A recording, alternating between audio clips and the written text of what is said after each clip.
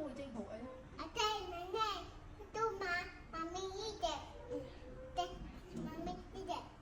Bố đi đẹp. Mà mình phải ra. Đành trái không ăn đây mãi nào. Đó là, ní, bật mây đây, bật mây này. Đừng má. Hai đi đẹp.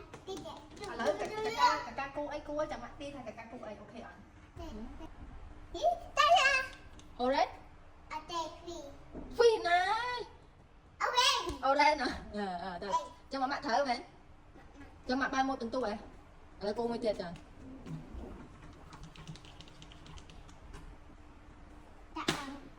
Đại nắng thở này.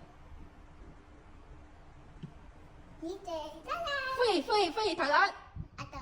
Ấy cái nào? Hả? Vào. Ấy cái. Mình có ấy. Mà mẹ tha phi mình có ấy chẳng. À trong môi tiện.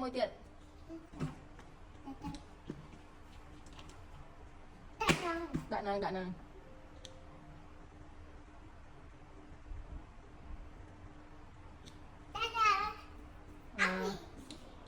Bột. Thở lên. Thằng ấy cái mẹ tha bột thở lên. Không, ông thở không bột thở lên. Bột thở trong mặt ban phi tụi tôi nè.